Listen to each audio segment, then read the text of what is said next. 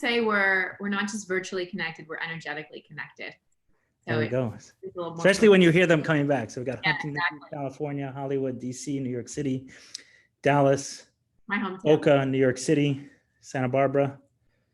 Nice. So what we'll use during this conversation, we'll use the chat for regular, I don't know, comments like this, where someone's from. And then there's a Q&A section. In the Q&A section, only put profound questions there. If it's not a profound question, don't ask it. One of the questions is, what is a profound question? That's a good question. As a very profound one. In all seriousness, to have questions there, and then either we can take it in the conversation, or even as a chat, we can respond. We can respond back. But it often gets, we'll often get a number of people asking questions there. As people are coming on, make sure to select all panelists and attendees. Otherwise, only we see it, and everybody else doesn't. Right. Then we can see everyone. That's true. Good point. So the goal today is to be as to have this as interactive as possible. I know, Christine, you do a lot of that on your podcast. It's like tightrope walking with no.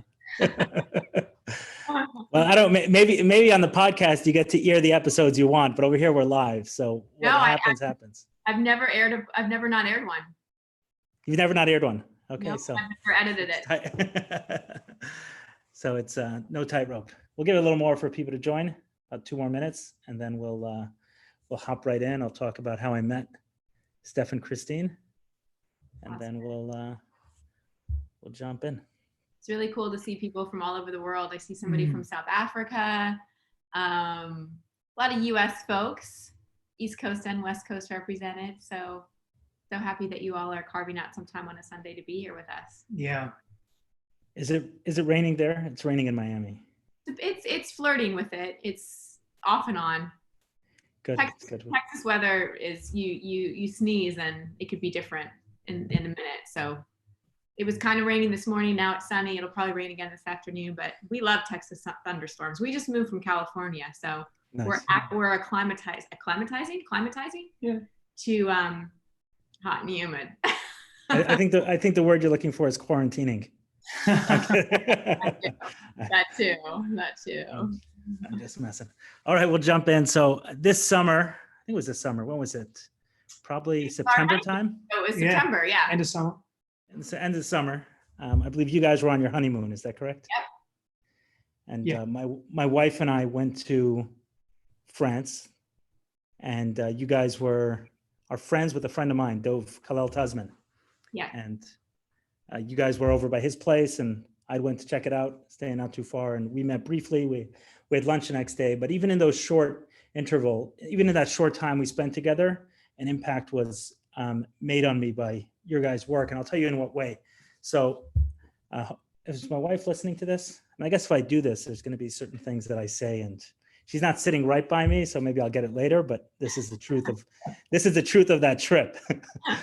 The truth of that trip is that we went away for 4 days. It was 3 months after my daughter Emanuela was born, and Freddie's sister came to visit us with her kids, and they stayed for 3 or 4 days while we decided to go on vacation. And living in Miami, we made the choice to go to France, which is a little bit of a peculiar decision because to go away for 4 days and 2 of them on the plane is a little bit odd.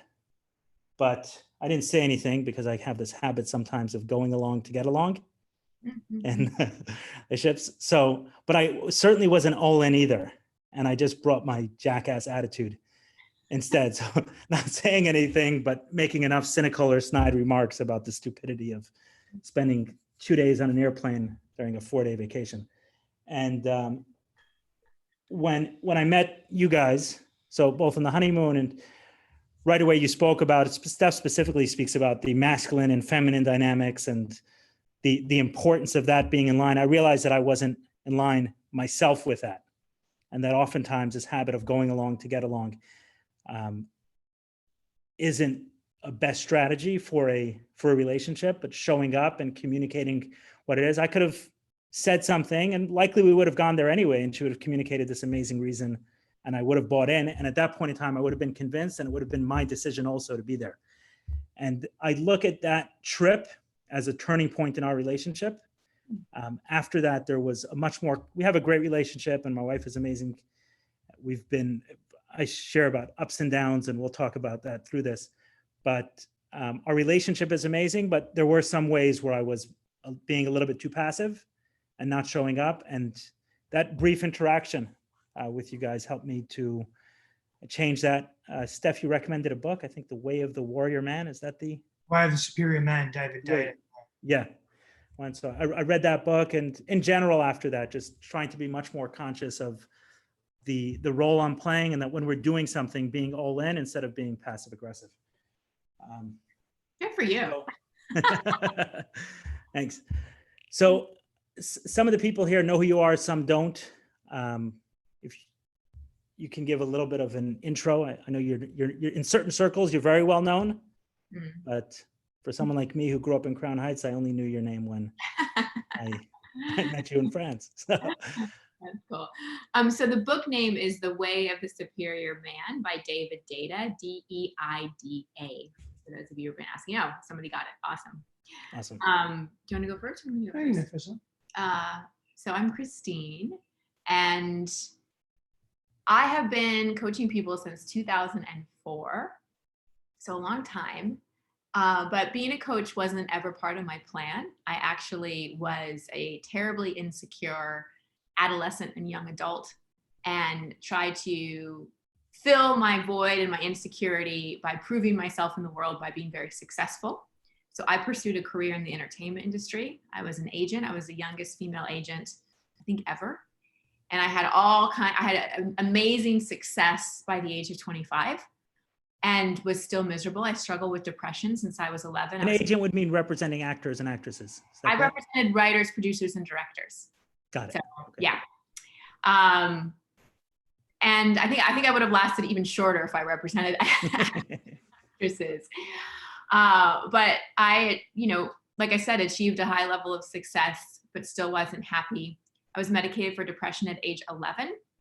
So I was struggling with depression and anxiety and was always looking for something outside of me to fulfill me. And since I had been successful and I could count on my intelligence, I thought, well, if you just are successful and you check all the boxes, then that's the recipe for happiness, right?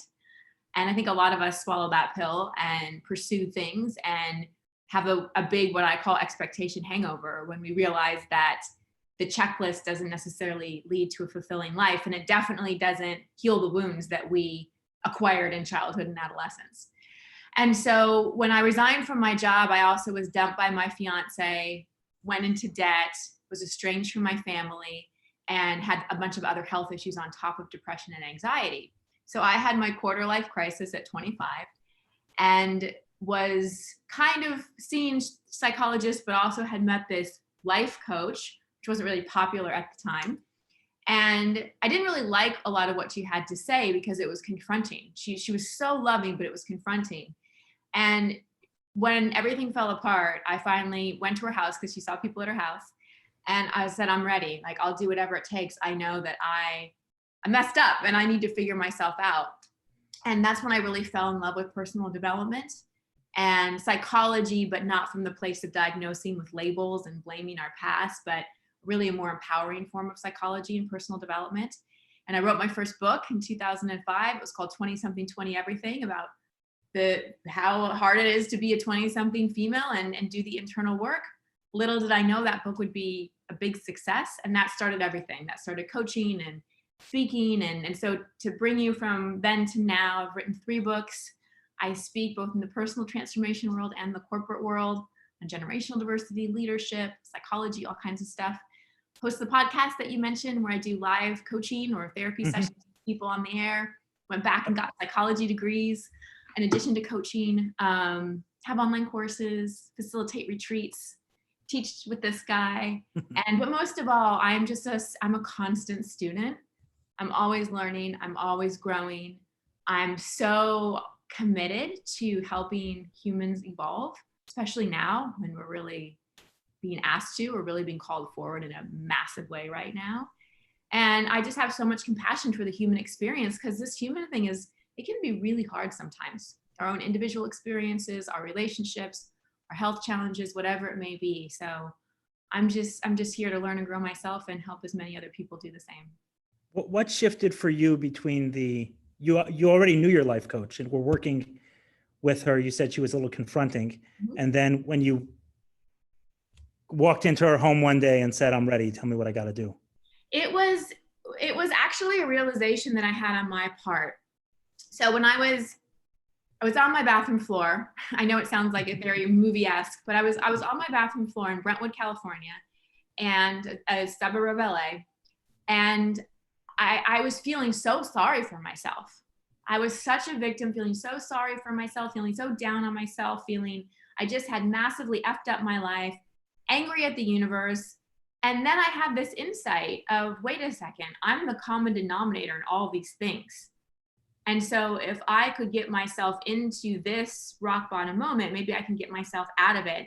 And what I've been doing so far hasn't working. So I think, and this is what happens, I think, for a lot of us, I just reached my surrender moment. I just reached I'm on my knees. I don't know what else to do. I'm kind of desperate. So I'm going to try something completely different. So that was a turning point for me. And the actual event was a relationship ending, right? Relationship ending, quitting my job, which was my whole identity and sense of self-worth, when I didn't have a job and a career and a salary to identify myself with. I didn't know who I was. It's like, who am I? Well, I'm an agent. Like that's who I am.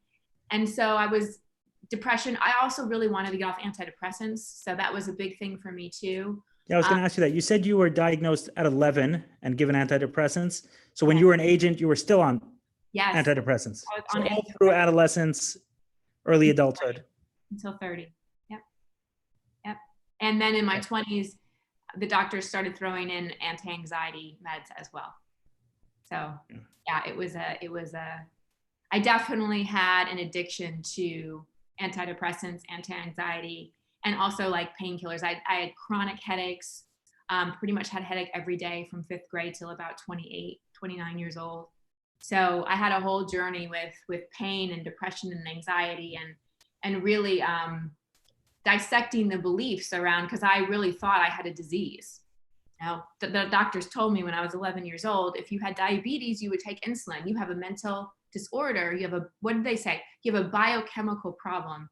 And so you need to take this. And I'm not antidepressants. I think it's each individual's choice, but I knew for me, it was a Band-Aid. And if I could get to the actual deeper issue, then I probably wouldn't need them. And I've been off them for more than a decade and never have, in all the time we've been together, have I ever been like, I think I should go back. I've never even thought about going back on them. Yeah, I do want to talk about that a little bit later about the medication, because for me, that was the scariest thing always when I'd walk into a therapist's office, and I've been on this personal development type work for the last 12 years. Yeah. And several times during that period, a therapist recommended that maybe I take some medication. Yeah. And each time it freaked the shit out of me. And I was just, tell me something else I can do. That I didn't want to go down that path for some reason. I don't know why. I just always associated it with maybe never coming back, never being able to wean myself off of it. I don't know what, but I had this really negative association. And when a therapist recommended it, it was, oh, wow, am I that screwed up? And it made me, that word you used, surrender, those were good surrender moments for me when someone said, hey, maybe they are. I'm just curious, maybe people can type a 1 in the chat box. How many of you have ever been told by a therapist or a friend or something when you've been in a down moment that you should maybe take something for it, like an antidepressant or a couple people. Yeah, it's we live in a quick fix world, and sometimes that's all we know how to do. We don't have a lot of tools, which is why we're so few people, 5 people. That's why we're so committed to doing the work that we do. Great. Yeah, and again, if you are on meds now, no shame, absolutely zero shame or judgment. And if you're on meds and you want to make a journey to coming off of them, that's possible too. So we're all on our own journey here. Yeah. Do you want to share? Share that. Steph, your turn. Here's the pitch. Yeah, the pitch. So I think like many of us, I didn't have a very grounded childhood. I grew up in a very, quite a violent, volatile family dynamic, and was pulled from country to country at the beginning of my life, because we had family in Europe family in Australia, and we were there. I was born there in Australia, but then moved to Greece and then back to Australia, and we would go back to Greece constantly every year or two, which was very difficult for me because I was so connected to both places. I had my grandparents, my maternal grandparents in Australia, and so many family members in Greece, my uncles, my aunties, my cousins that I was very bonded with. And that was a very difficult time. And my paternal grandparents as well, who died when I was quite young, but I was very bonded with them as well. And so felt constantly displaced in life, and couple that with a very angry, volatile father, I developed certain tendencies, as we generally do, to protect ourselves as children that really carried on throughout my adult life for a very long time until my early 30s, when I really decided to do something about it. And the interesting thing was that I had this spiritual bypassing thing going on. I had this, because there are aspects of spiritual bypassing. I had this, well, I've been doing deep work for a very long time. Can you define that? I'm not sure I heard that term. Spiritual what? Spiritual bypassing? Yeah. Yeah, so there's a couple of aspects to it. The first, the part that I'm referring to is that I had a spiritual arrogance. And the spiritual arrogance that I had was that I'd been doing personal development work that I'd been exposed to through my mother from a very young age. And I thought there was nothing quote unquote wrong with me, or there's nothing that I needed to work on. The other aspect of spiritual bypassing is that everything is good, everything is okay. That we have this very polarized view of the world. Nothing is bad. There's no bad. I'm not sad. It's a blessing in disguise. You're sad. Yeah. And we don't process our stuff, and we don't come from a place of wholeness, and we end up being more fractured and broken than anything else. Mm-hmm. There's a couple of different components to it. And the one that I was referring to here was really that for me, I was spiritually arrogant. And that really stopped me from going deep into my personal growth and deep into the wounds and the fears and the protective strategies I developed as a child to protect my psyche and that little boy within me, that inner child, that I brought into every single one of my adult relationships, which generally they mimic our, to some degree, they'll mimic our childhood, but they'll also mimic or bring experiences into our adult lives that we need to heal and move through. There's an imbalance there, almost like a quote unquote disorder that we need to move through. And so for me, I just kept leaving train wrecks, relationship train wrecks after train wreck. Hurricane Stef. Hurricane Stef. I was a tornado I was a sledgehammer, I was a tornado. I was very inconsiderate.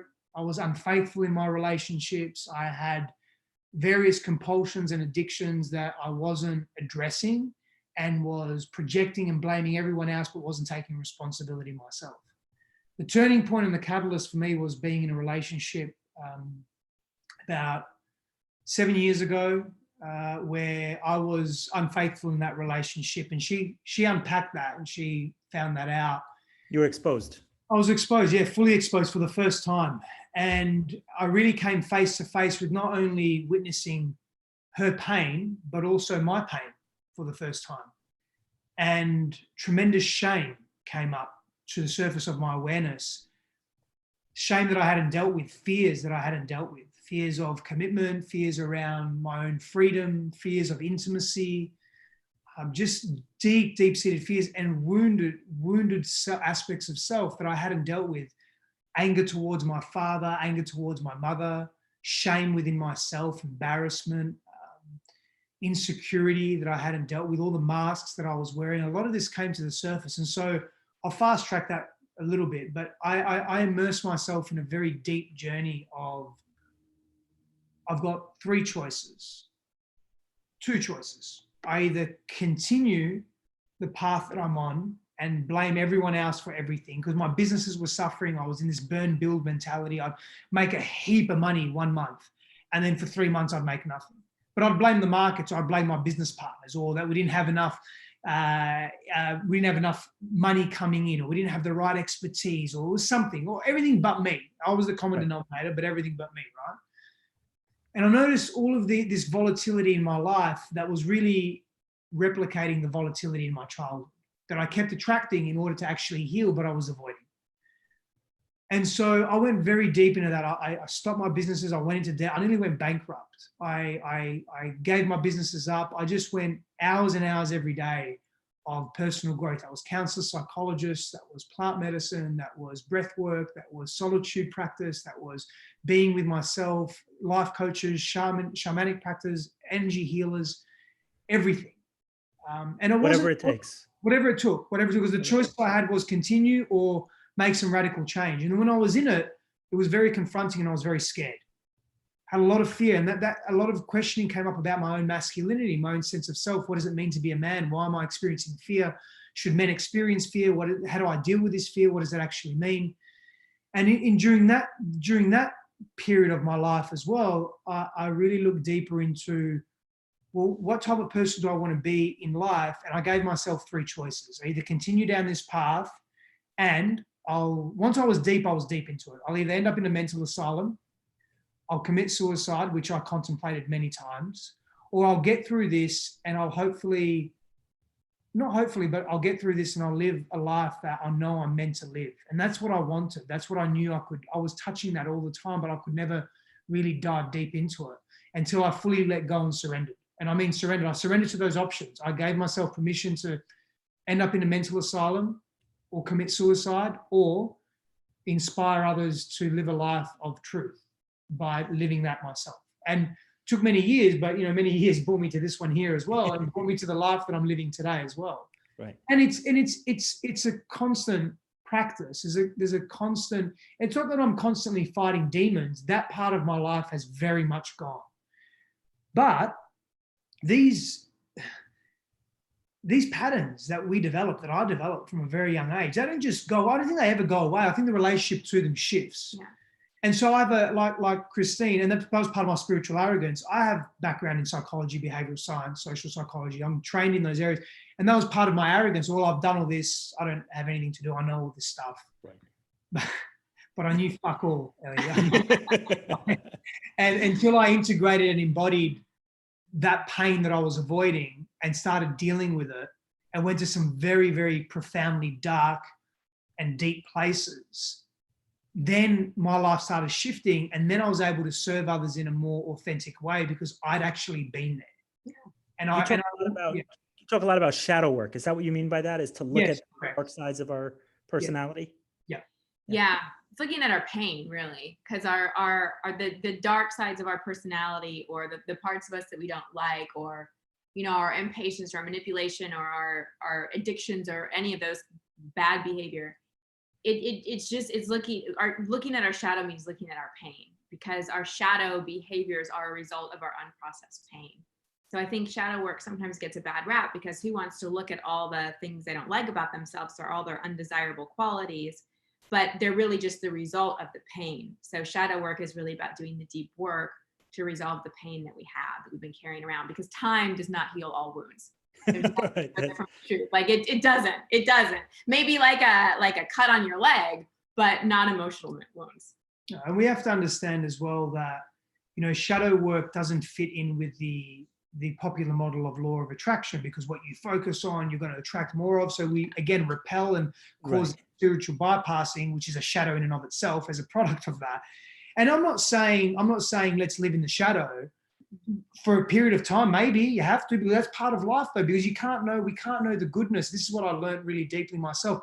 I can't embrace the goodness of life, the depth and the richness of life, without knowing and embracing the shadow. It's honestly a physical impossibility. Yeah.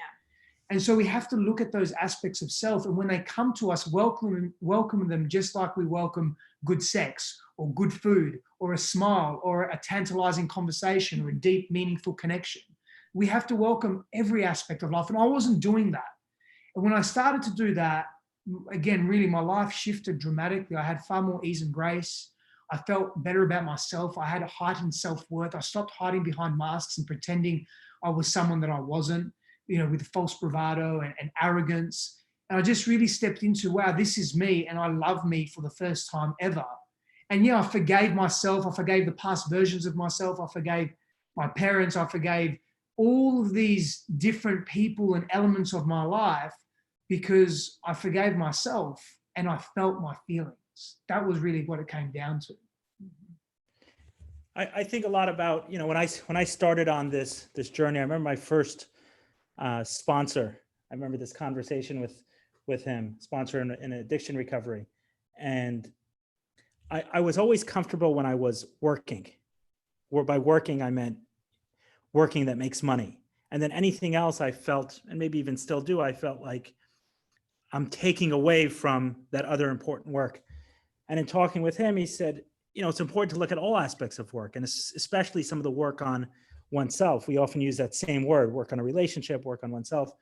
And I remember committing to him that every Friday I'd leave the office a little bit early, about 4:00, and I would go do a yoga class, meditate, and then go to a meeting. And when I did, I imagined as I was walking out of the office early, everyone was pointing at me laughing, saying lazy ass. I mean, that's just what I saw in my head. I just heard this and I didn't know where it came from, but my mom is probably on and listening, but she knows I love her, so I can call her out once in a while. So I go to this yoga class. I get out. It's 6:00 on a Friday at this point. And my mom calls me up and she says, she asked me if I can call one of my younger brothers for something. So I said, sure. She said, you're sure you have time? You're not working? I said, I just came out of a yoga class. I'm fine. I said, out of a yoga class? You're not working? I said, you know how hard I worked in there? They kicked my ass. But I realized that I had this association with work that was very one-dimensional. Yeah. And oftentimes these things get into our head. These voices get into our head. That's the way it's got to be. And for me, it was really cool having those conversations with a sponsor and realizing how I'm struggling with something, imagining these voices calling me lazy as I'm walking, not to go to my bed, to go to work out, but that's what I heard. And then seeing where some of that comes from. Yeah. It's so interesting how what we think other people are thinking of us is usually never accurate. It's just our own self-judgments of ourself reflected. So either we're totally off, or we attract people that are just reflecting how we think about ourselves. So I know I have a fierce inner critic. So a lot of times I would attract people that were hard on me because I was hard on myself, or I would think people were thinking way less of me than they actually were. And there's another thing too, like, so that overworking, it's something that I call a compensatory strategy. And after, coaching people for so many years, I was like, wow, people get really good at things that aren't good for them. They get excellent at things that aren't good for them. So, and these things develop. So yours would be overworking, right? Mine too, overachieving.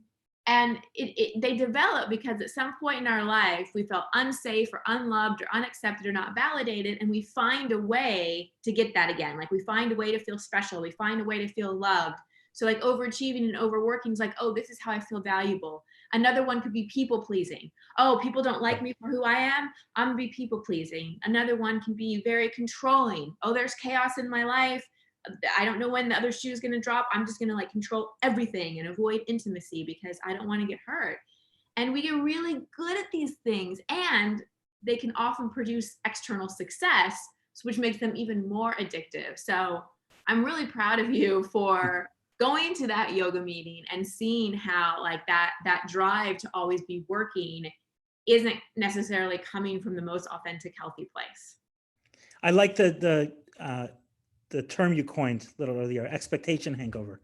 Yeah. I haven't heard that before, but I've had a number of those in my life, especially around money, because everyone tells you that once you find it, once you make it, everything is going to just fit in its place perfectly. Yeah, right? And it doesn't work like that. The expectation hangover is pretty thunderous. Current state of affairs is an example of that.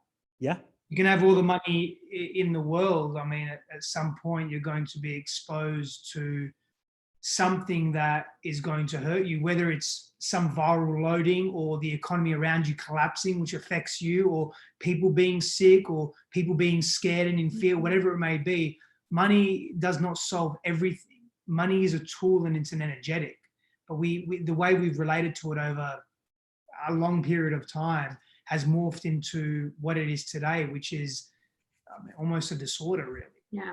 Yeah. I was thinking that, for me, it's definitely something that I would term worshiping. And it's one thing that I'm working on. That's a word I would use for it. I was thinking recently about the stimulus that they printed this money. Yeah. And I'm worshiping this. If it's someone is sitting there hitting a button and it's coming out of It may not even coming out of machines. It may just be all digital. It's like, okay, let's press a button here, and there's another bunch of zeros. And years ago, the first thing I started doing to make money was selling on eBay, and the obsession became the amount of feedback I had. And one day I was like, well, how much rent can you pay with feedback? Right. Exactly.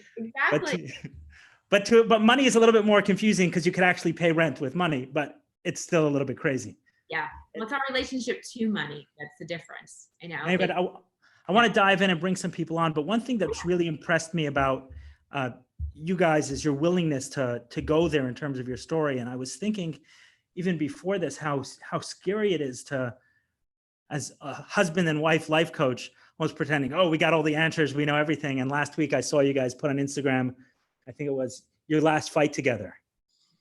And by the way, Christine, my wife and I have the exact opposite fight, where I want everything in order. You called it feminine, maybe it is, but I don't care if the picture changes, but I want a picture on the wall. Yeah, I get it. I want it to be done. I want it to be finished. And when it doesn't, I get very stressed out. And I really like that you guys put that out there for people to see, because it seems like a lot of pressure. I put, oh, here I am. I'm this life coach. I wrote books. I got answers. I'm in a relationship, but relationships are struggles for everybody. They are. And we've always, this was something that my first coach, Mona, was always really good at, is never pretending I'm a guru, never pretending I'm enlightened, never pretending I have it all figured out. I definitely would say that because of all the work that we do, we have a lot of tools and we have a lot of practice. So our ruts and our fights, probably we move through them quicker than people that don't have as much experience. And that isn't, and that would be true for anyone. It's just, if you play the guitar every day for 10 years, you're going to be better in 10 years than you were at year 2. But we're always very real about like the human experience. There's triggers and there's life, and in any relationship or business, whether it's through your romantic partnership or friendship or parent-child, the people you love most are going to push the most amount of buttons. And so like we never got into this relationship thinking we would never have issues. It's just, we are committed to, this is the person I want to work through my shit with. I know there's going to be stuff that comes up, but to me, so I was married before, and my biggest value and the thing that I wanted most in a partner more than anything else was someone who was committed to doing their own personal work. Someone I felt like I didn't have to drag along with me, because I knew that if I had someone who was willing to do his work, there were going to be bumps in the road, but at least I had someone who was in the field with me, who was like willing to play the game with me, and wasn't just pointing the finger at me or becoming passive, or because when a couple doesn't grow together, they grow apart. So I don't think the expectation in a relationship should ever be, we don't have fights, we don't have arguments, we don't have triggers. But I think it is a healthy expectation and intention to be like, all right, like we're willing to be in this together and work through it together. Right. It's almost a non-negotiable for us. It is. It has to be no matter, and we've made a commitment to this, to each other and to ourselves, that no matter what we are experiencing or moving through, no matter what challenge or point of view that's clashing or change, because we're human beings, we're flux and open to change, right? Like Christine, in a year's or 3 years time, or myself in 5 years time, I have a different idea to what I have right now with respect to what's really important to me. But if I'm willing to work through that, to be in that with Christine, and she's as well, that's the most important thing. Does it mean it's not about the outcome, it's about the process, and being willing to be in that process together, and trusting that there is a mystery on the other side of the commitment to be in that process. But that's also what life's about. That's a really beautiful part of life, is the mystery. Yeah, and we're very different. We have very different backgrounds, very different wounding, very different ways we move through the world. Like we're very, very different. But our difference is, instead of creating conflict, it's like our core values are similar enough. And I think that that's what, when we're relationship coaching people, we're like, don't look for compatibility in terms of the things you like are the same or your personality is the same. That stuff isn't as important as, are your values aligned? Like that's where compatibility really matters. Values and vision for your life is far more important than what kind of music you like or what background you grew up with or any of those kinds of things. Because that can be worked on, but values and visions, if those are not in alignment, then that's hard to grow in a relationship. So one of the things I heard from both you, and tell me if I'm stretching, is that your breakthrough moment where you came to that place of ultimate surrender came through a relationship, right? In your case, in Christine, your case, after losing it, and Steph, in your case, after being exposed as being unfaithful. Yeah. Yeah, I would say Yes. in my case, I was in therapy for 4 years before I got into a relationship. I took a psychological evaluation early on that I didn't see till years later. But one of the things when I did see it, it said personalities like this rarely, if ever, get married. And I didn't really like talking or interacting with anyone. Computers made more sense to me. You know, they every once in a while you got a blue screen, but you get many more mood changes from people than you get from computers.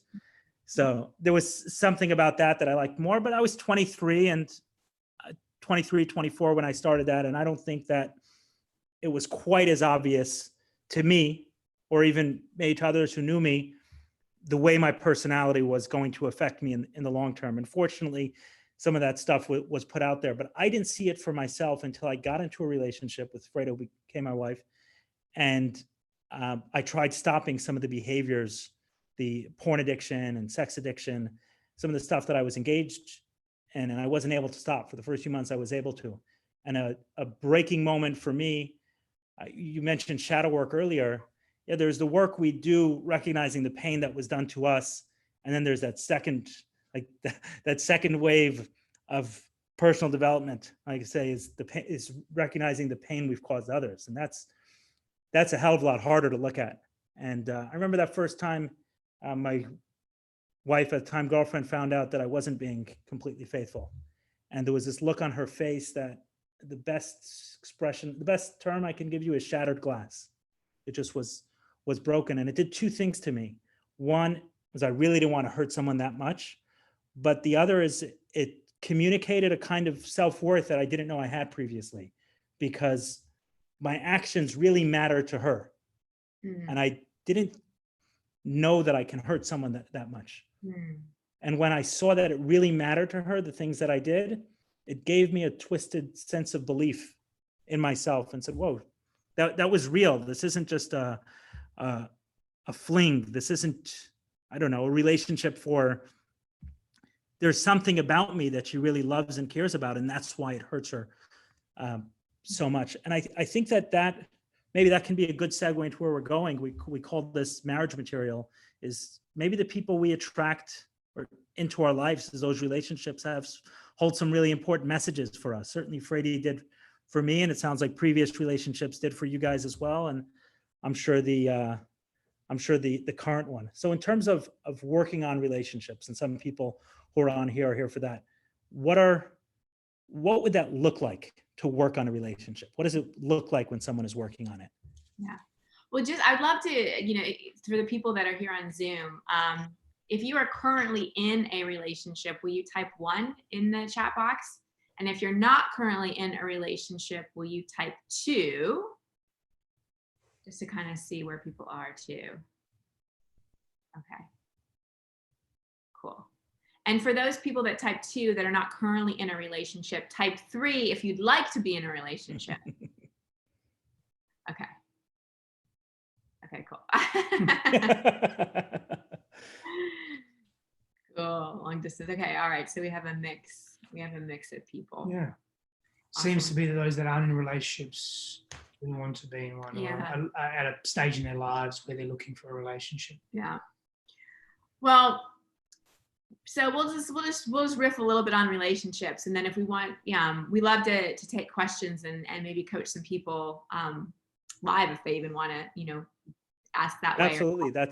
I think it's a great way to learn, is to see it from someone else. Yeah.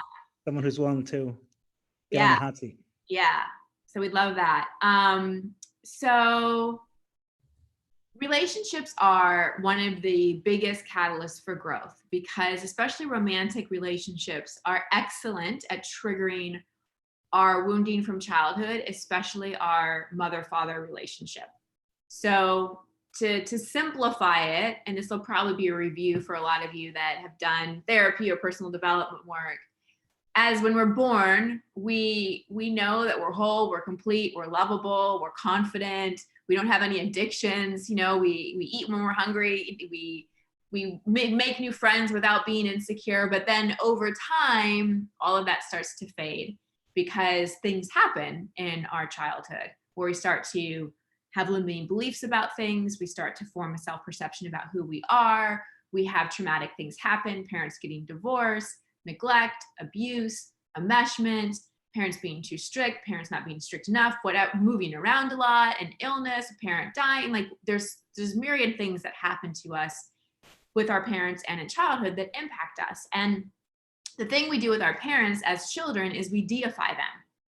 Mom and dad are God to us as kids. I mean, look at any kid with their parent and it's like, whoa, it is their God. And so if we don't get something from mom or dad, it's like an open wound. And we as adults and adolescents and start looking for it for the rest of our life. So for example, if we didn't get the approval from our father, we never felt enough. We never really heard he was proud of us unless we accomplished something. Or like Stef's dad, it was confusing. He was loving at times, but also abusive at times. And so we grew up with this feeling of, wow, like I don't feel loved by my dad. So there's this unconscious wound and we go out seeking it. So what will happen is, so let's say we're a heterosexual woman and that was our dad in the situation, we will start to date and look for people that remind us of our dad. So that could be emotionally unavailable men, maybe a little bit verbally abusive, never validating us, like never feeling enough. We're always chasing. If you're a man in that situation, it could look like you're always trying to prove yourself. So maybe you're super addicted to work. And even in relationships, you're always trying to prove, and enough is never enough. And even your mission and proving yourself becomes actually more important to you than the actual relationship. So we're constantly unconsciously looking for ways to fill these voids and heal these wounds that we got from mom and dad and other things in childhood. And often we look to a romantic partner to do that for us, which is why so many people end up dating someone like one of their parents. And they're like, oh my gosh, how did I get in this situation? This is like so reminding me of childhood in so many ways. So relationships are a great way to work out a lot of that childhood wounding if you can stop projecting all your parental issues on your partner. And this will become a lot more clear if we get into some coaching, but I just sort of wanted to give an overview. You want to add anything to that? Yeah. I mean, I love that analogy that you used the other day with our queens around the chain, the thin chain. The thin chain. That's a great analogy, and I'll just elaborate on that and use that you use. So our core wounding, the initial experiences we have with pain and fear and not feeling enough and feeling displaced, they really remain with us throughout life until we choose to shift them. And the analogy that Christine used the other day, which I thought was great, is that, you know, that thin gold chain that you may have that gets all knotted sometimes, and you're trying to undo all these different knots, but it's not until you get that one knot that undoes all of the other knots, that frees the other knots to have this gold chain that now is just opening up. It's that knot that we want to look at. And there's some tremendous value in looking at that knot. Yeah. So like in my experience, with my mom, I had a very codependent, enmeshed relationship with my mom. And my dad was there and he was dependable, but he wasn't very emotionally available. He was really consumed with work. And how my most bonding experiences with him was when I was working on schoolwork with him, when I was doing something sort of work related. So how did this impact Achievement oriented or goal oriented, or where she would excel or do really well at? Mm-hmm. So how this affected me with men is, and the thing is, like, as a woman, you can have relationships, you can have your mom or dad issues triggered. It's not like only your father triggers male issue and only your mother triggers female issues. No. Like you can date people, if you're a heterosexual woman, you can date men that trigger stuff from your mother. So I would end up with men who were either smothering and codependent and that thing, or were more emotionally unavailable and in their head. And the way I connected to them was through intellect. So I would bounce between these patterns until I started looking at my wounds. And then also as an adolescent, I was teased, I was a late bloomer, boys never liked me, I was rejected a lot. So then also I would also date guys that reminded me of that period in life. And I would go after the super cool guy who would just end up rejecting me. And I'd replay 8th grade over and over and over again. So that's how these relationships, they come in to trigger us and to wake us up, to hopefully deal and heal with a lot of that wounding so we don't have to repeat it.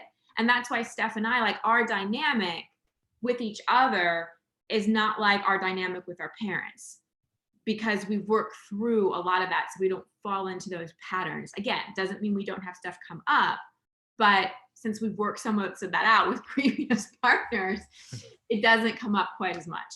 If someone is in a relationship and one person is willing to do the work and the other isn't, you're obviously not in that situation now, but what would you recommend to someone who's in that space? Well, that was a lot of my situation in my marriage. But to take some responsibility on my end too, I don't think I was the best poster child for getting him to do his work, because I was always judging him and trying to drag him along. And I don't know about most men here, but I'm sure you don't really like being nagged into personal development, nagged and shamed into it. So I didn't have the best approach. So a couple recommendations. One, like, depends on where you are in the relationship, and really, really, really be honest with yourself. If it's early on and you're not married with kids, you're not far down the road, really be straight with yourself. Take off the rose-colored glasses, stop looking at someone's potential, and really say, all right, like, this is a core value for me and it's not for this person. Do I want to continue? If you're deeper in the relationship, then we talk about this a lot. We think the best thing to do is, like, be the example. Continue to do your own inner work, continue to show up differently, and see if eventually they say, hey, like, that book you read or that workshop you went to or that coach you work with, like, you've been different since then. Like, what was that? Like, let them be curious, be the example of that. From what we found with coaching people is the best way. Trying to push and pull someone into it, that's tougher. And you want to communicate it from a very real place and make it about yourself. And so if it's something that's very important to you, you wouldn't go to your partner and say, hey, this is important to me. You not being interested in it means that you don't love me and you don't love the relationship. What's wrong with you? That type of projection isn't healthy. But if you go to your partner and you say, hey, this is really important to me and it's an opportunity I feel for us to bond, and it would help me feel safer or help me feel more connected. Is it something that you're willing to look at and get involved in? And if you're constantly met with a no, and that is a non-negotiable for you, then you have to make a decision around, do you want to be in that relationship? But that's a very real option, is maybe not being in the relationship. Just as a very real option is exploring the options within that relationship and how you approach it, and not blaming and shaming the other person, because the other person's going to shut down emotionally. If you're feeling shamed, or if you're feeling threatened, particularly as men, if we're feeling threatened, or we're feeling made to feel inadequate and judged, we're not going to be very inspired to make any changes. We're shutting down emotionally, we're shutting down physically, and we're losing interest in that person because of the way that they're communicating with us. Christine, can I register a complaint with the name of your podcast? Sure. Sure. Oh, you heard this before, but it doesn't sound like talking to you that you'll disagree with me, but I'll register in any case. So I think the name of your podcast is Over It and On With It.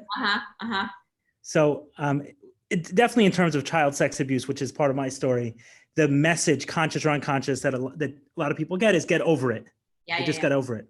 And what I've had to learn is that you don't get over it, it's you get through it. Yeah. And really deep looking at it, and I like to say naming it, being very descriptive about what the pain actually was. I was listening to a podcast the other day and saying, you can't forgive someone for hurting you. There's no such thing as that. You can forgive someone for betraying you on the most important day of your life. Now you've named it specifically, then you can forgive them. And I think it's the same thing when we talk about generally about anything. It's like, oh, I had a tough childhood. Let's be specific. How tough was it, and in what way was it tough for you? Or even coronavirus is a great example.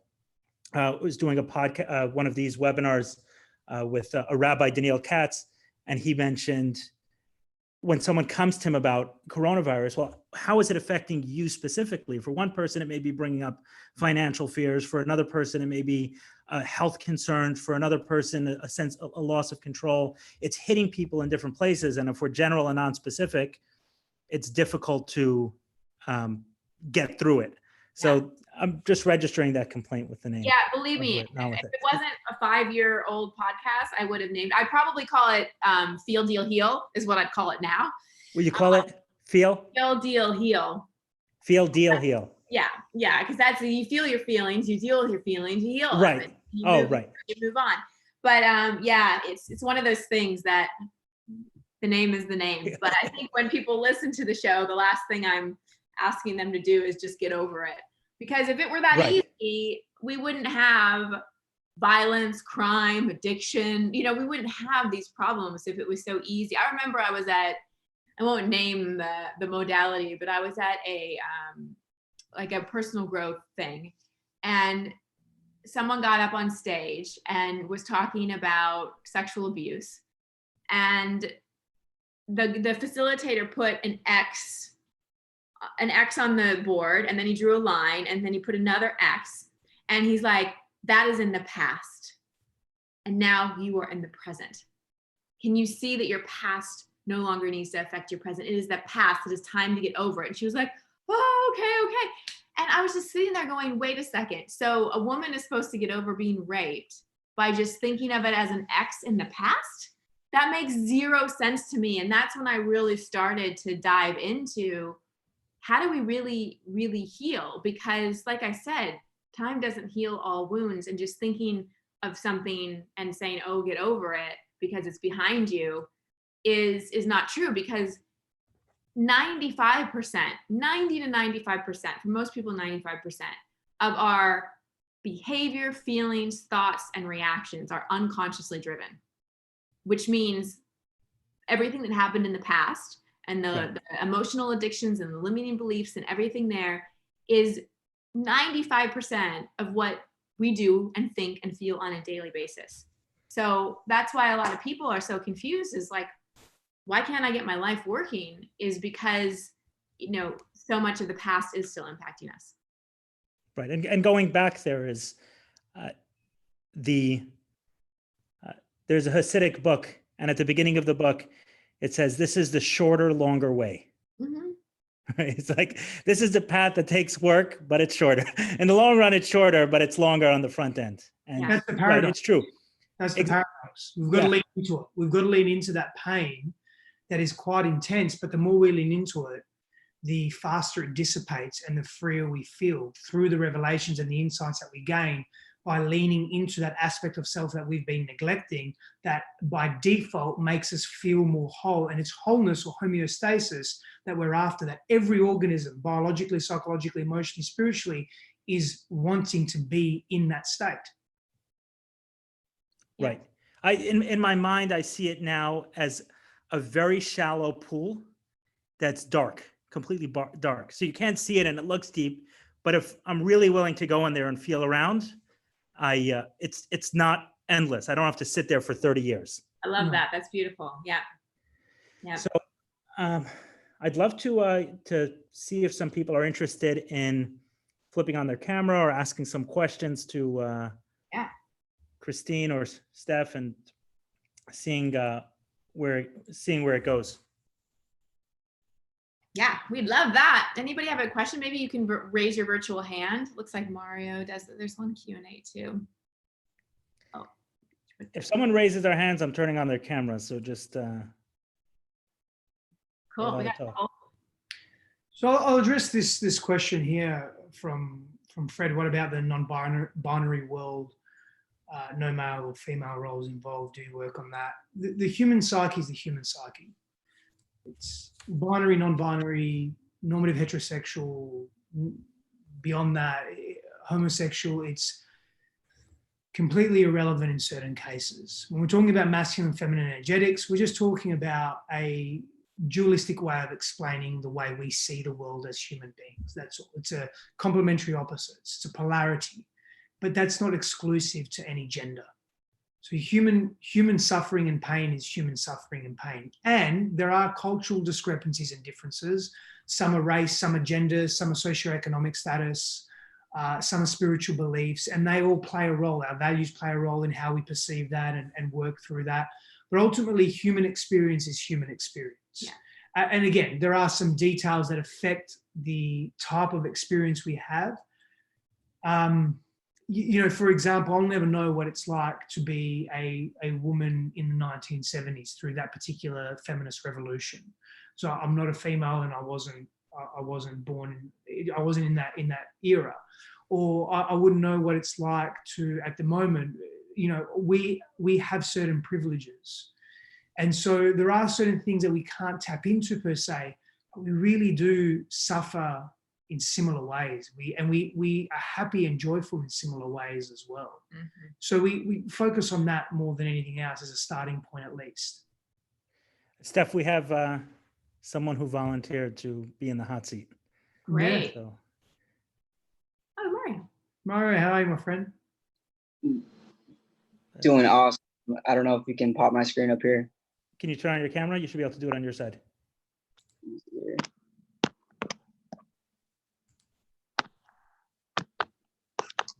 I don't know, it doesn't really give me.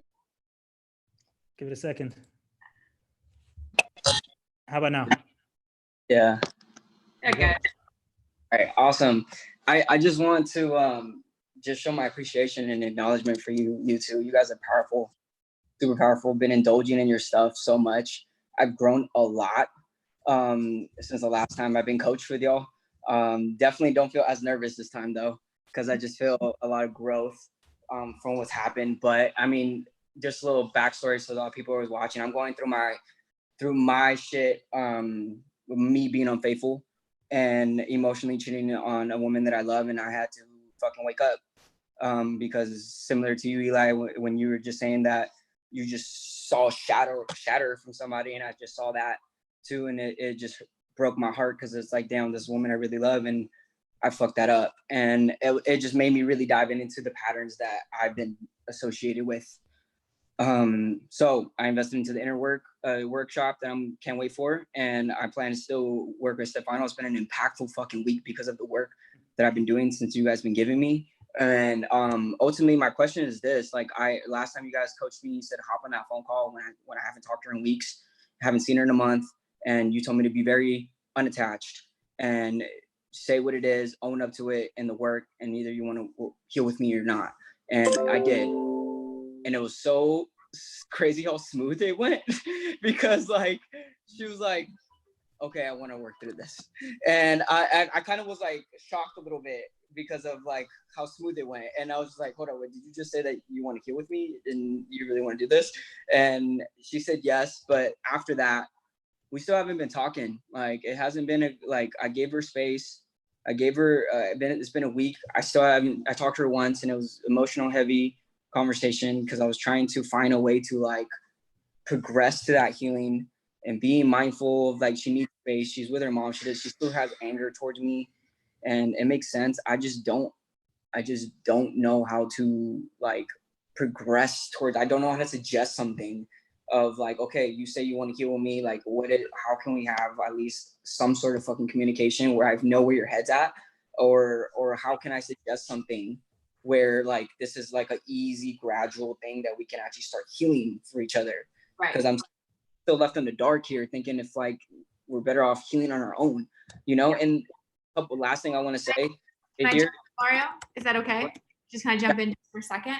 So just to give a little background, Mario joined us on another call, and before he talked to his girlfriend, and what we found is he was going into over responsibility a little bit and like over apologizing, and he has a childhood pattern of rescuing and taking care of people, and the girlfriend actually has a history of other men cheating on her. So we can see this is a perfect example of how these issues dovetail together.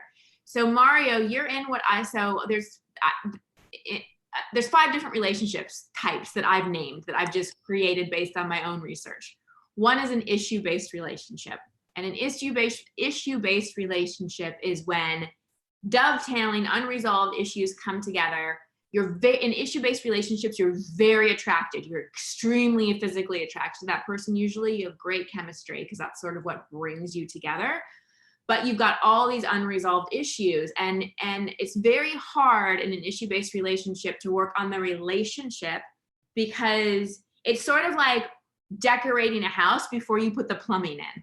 You really need a base foundation of your own inner work before you can work on that, because you just keep triggering each other. You make progress and then the issues come up and you trigger again.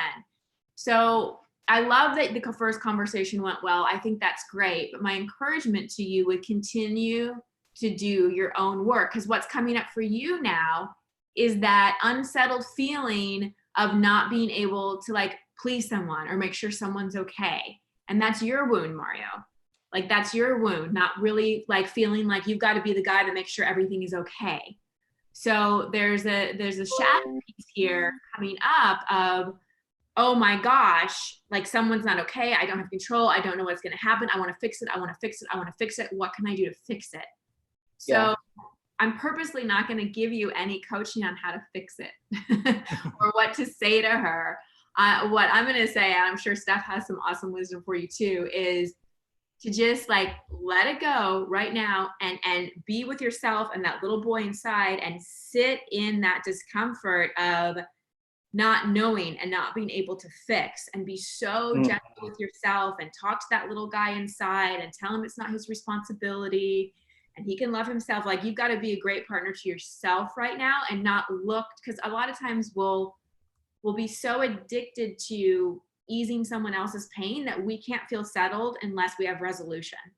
And the learning in that is to learn how to feel settled and grounded in ourselves, let somebody else work through their shit, have their shit, and work on our own shit, not try to resolve our own shit by solving someone else's shit. Yeah. Good advice. No, that's great advice, honestly. Thank you. And I've definitely been sitting in that little boy more and talking to him. But you said something very profound that I haven't said, and that I'm not responsible for that, so I do feel responsible. Yeah. So thank you for that. Yeah. Do you have you want to say anything about? So I'll just say two things to Mario, very simple.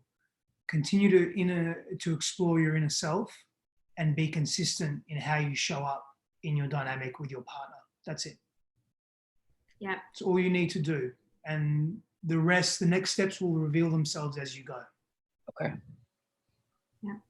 Yeah, thank you. You're doing great work. Yeah. Mario.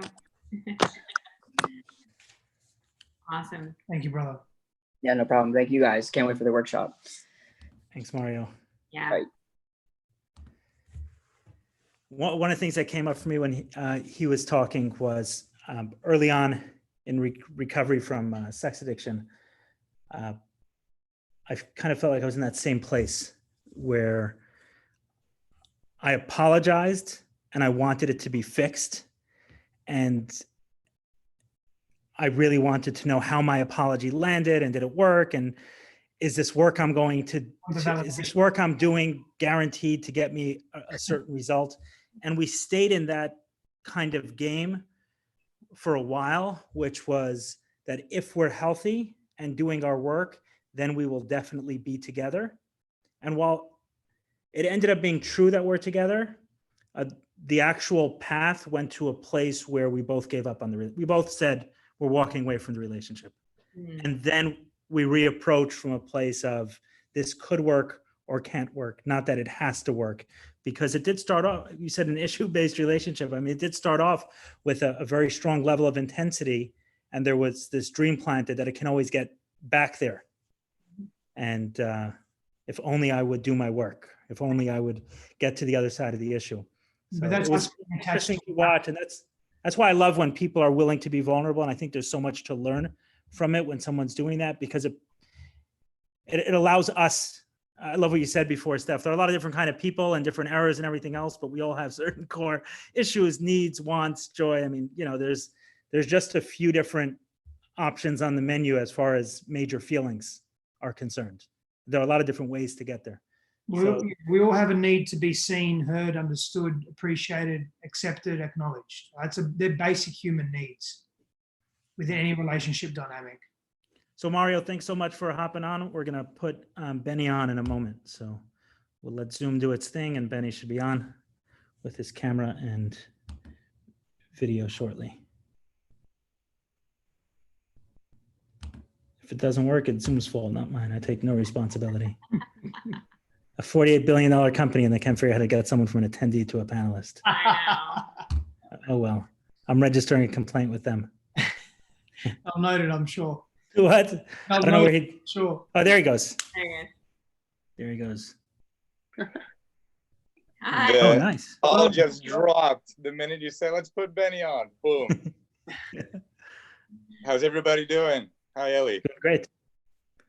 Who's Benny with? So this is Alexandra, my girl. Hi guys. Yes.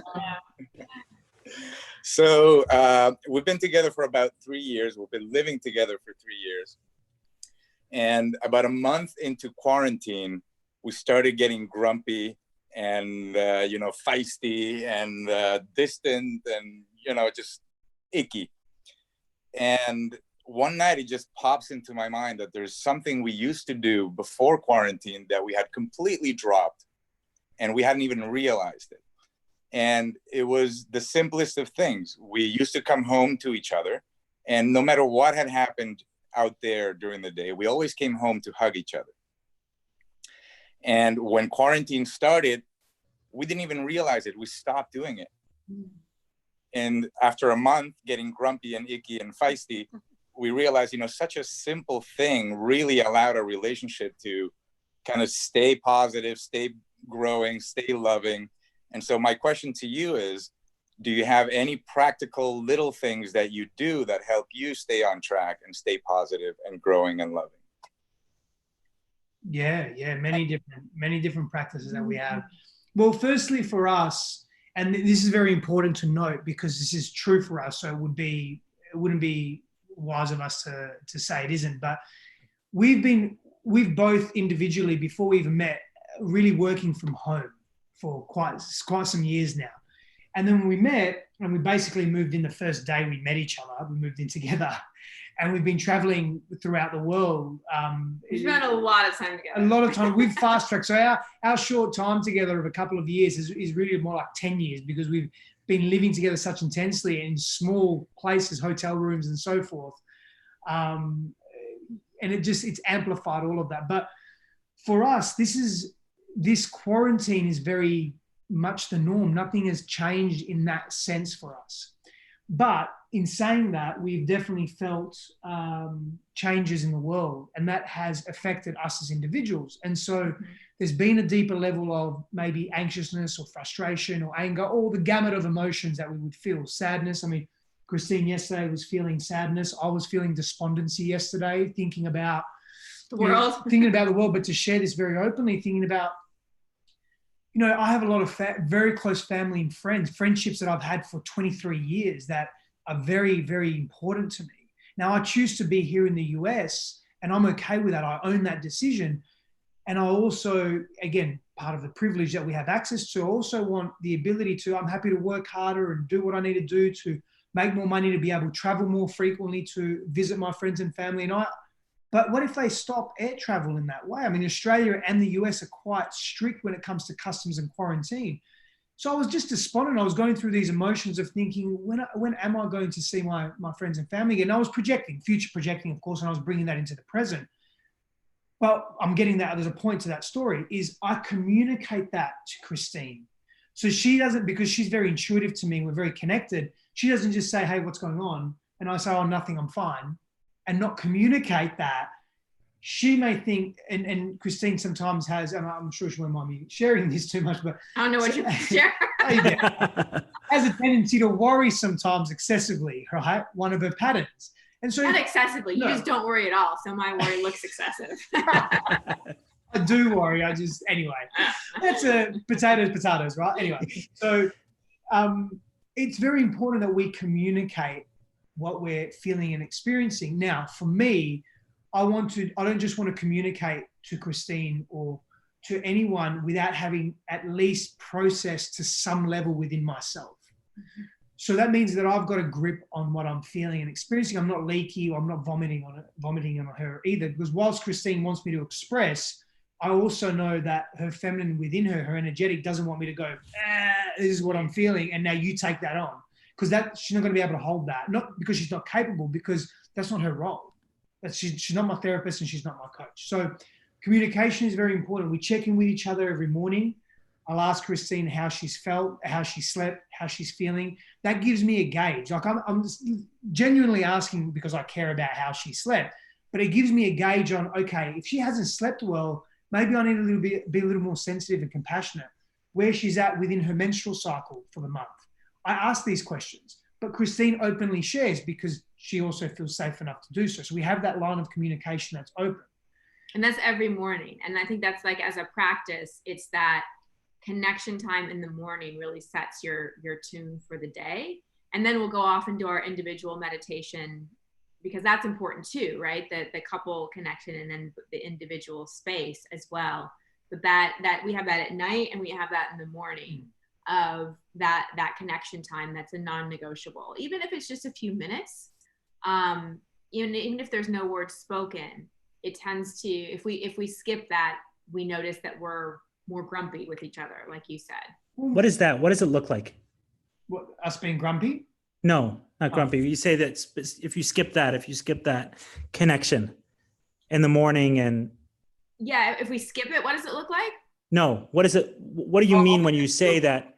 Oh, the connection. You're connecting. Sure. So I'll be having a coffee together? Is it taking a walk together? What is it? I like to get up and go to the toilet, and that's what happened. That's toilet time's important for my health, and I'm very grateful that I go to the bathroom every morning and again during the day, not to overshare, but it's an important part, right? So we have our health practice. I'll make Christine a lemon water. Sometimes I miss out on that, and she has to make it herself. I'll make her a lemon water, and we'll just sit and we'll just literally just sit with each other or lay with each other for a few minutes. Yeah. Sometimes we'll talk about dreams that I had a weird dream the other night around rhinoceroses, and it was epic. And Christine has some strange dreams as well, funnily enough, the same night. And so we'll just talk. We'll talk about what we have in our day. We'll just connect. She'll ask if I have any space during the day. I'll ask the same about her. She has access to my calendar. I don't access her calendar. She knows what I'm doing. But we'll try and have a meal together during the day as well. Yeah. That's important. So it's just literally being in each other's physical presence. Yeah. Sometimes it's talking. Sometimes we'll sit on our front porch and we have rocking chairs, which is really cool because we're in Texas, and we'll just sit and watch the sunrise. And I'll have a lemon water. I'm alone without technology. Yeah, and I think to answer your question about the having your space and coming back together, because there is something beautiful about having the space and then coming back together, because you each have your own thing. You're out of each other's energy field. And in quarantine, all of a sudden you're in each other's energy fields all day. And, I'm sure you guys are alike in a lot of ways and also different. You both may be empaths. One of you may have different relationships to space. And that abrupt change, it's sort of like being an only child and then having a sibling. It's like, whoa, wait a second. My whole world just changed. So it's very normal. Like a lot of couples went through that like grumpiness at each other. And so what we found when we work with couples, it's like really taking that conscious space apart, like really having your connection time, but then taking that conscious space apart and not getting offended by that, like I'm going for a walk. I'm going in the office and closing the door. I'm going to, read a book over here and like spend, because even though we're working together, there will be hours in the day where we're not in communication. And that part is valuable. Another thing that we do that's really helpful, if either one of us is grumpy, you can do this as a physical movement or as a symbol. We want to do something to interrupt the pattern, because the thing when couples get grumpy, then they just get grumpier, then they nitpick, then there's a stupid argument about something that doesn't matter whatsoever, and it just like goes on from there. And so what we'll try to do is a pattern interrupt. So we have a gesture. I don't think you'll be able to see it, but it's like your fist like this up in the air. And that's just a reminder of like, okay, let's cut it out. Let's stop acting like brother and sister. And let's pattern break this. And maybe we need to take some space or whatever, but right now we're nitpicking at each other. So you can either do that as a gesture or as a word, like just make up a word and just, and then the other thing to kind of resolve the grumpiness is you know, we also have an agreement that if either one of us comes to the other for a hug or for affection, like it's a it's a non-negotiable. That's a rule we got. Yeah, it's a non-negotiable, even when he's sweaty from boxing. Yeah. Non-negotiable that you do it. So I don't know, is any of this helpful? Absolutely. I can relate to a lot of it. The having our own space. Typically, she works until 9-10 p.m. every day and then comes home. So we have a great opportunity every day to miss each other and then come home into each other's arms, which is something that we don't get as often now in quarantine, right? What strikes me, though, that what keeps coming up to me is maturity. Everything that you're mentioning speaks to me of a mature relationship between two mature people who can say, hey, I need some space, or who can have the gesture. She calls me Voldemort. Yeah. That's our kind of safe word. Yeah. Like when I'm being a jackass, I'm like, it's the Voldemort inside of me coming out, right? Yeah, that's good. It's so easy not to get into the drama when there's this maturity that you know, I certainly thank God every day. But it wasn't always the case, right? There were times when I was immature and I was in a relationship that didn't come this easy. Right. Yeah. You know, something. The hug for me is just such a simple thing, right? Like no matter where my head was at before I crossed through that door, it really just resets everything. I may have been in a cranky mood or whatever. That hug just resets everything and just gives us an opportunity to start the day whenever it is that we're reuniting from a different place. Totally. Yeah, that's a really important point. The hug is a bonding behavior, and physiologically, the oxytocin being released in your body is bringing you closer to that human being, but it's also softening the amount of cortisol and adrenaline that's rushing through your body as well. So the hug as a bonding behavior is very powerful, super simple and very powerful. And on top of that, depending on how individuals communicate, something else that may be really helpful for you is asking your partner, how are you feeling today on a scale of 1 to 100? 100 being exceptional, 0 being absolutely devastated or angry or upset, whatever it may be. And that gives you a gauge as well. And that can be quite helpful and useful too. And also asking your partner, is there anything you need today? Is there anything you need from me today? You ask that in the morning. I often ask that to Christine. Christine often asks that to me as well. But something I make a point of, anything you need today, is anything specific that you would like me to do? Or do you have anything on that required? Like what do you need? Just that's so powerful to ask that. And someone just asked a question, because on the needs, this is important. They asked what the basic human needs are: to be seen, to be heard, to be understood, to be acknowledged, to be appreciated. What else? That's about it. I feel safe. To feel safe, of course, yeah. To be accepted for who they are, non-judged, not judged. And all that boils down to being loved, basically. Yeah. Yeah. All right. Thank you. Yeah. Thank you to both of you. Looks like there are a couple others who want to jump on. Cool. Thanks so much. I'm going to bring on Nina. Hi, Nina. Hi, thank you all. Loving it. I totally relate because I've done a lot of work. Besides 12-step program, when you're talking about childhood wounds, I've read Harville Hendrix, the Imago Theory, Landmark, listening to tons of stuff. So basically, I'm divorced, and I recently, like 2 months ago in the quarantine, met a guy online, and we've been FaceTiming basically, or WhatsApp videoing every day. So he's totally what I'm looking for, and we connected really, really well.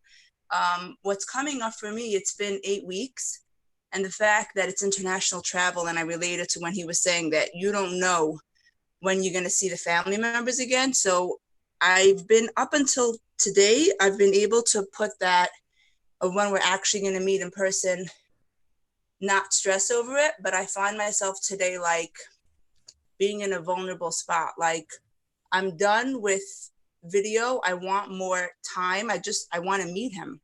And I don't know when that's going to be. So do you have any tips on just cooling it down, like taking it day by day, minute by minute, I think after listening to you, there was a part of me, like I told him today, we spoke in the morning, but I said, can we, it's Sunday, we both don't work, even though he worked half a day today. I said, can we speak for a little bit more? We usually speak in the evening. And he's like, well, I have a barbecue, a family barbecue. So I was like, listen, I'm not sitting home in a rut. I invited myself over to a friend, social distancing, but this way I'll still get to go out.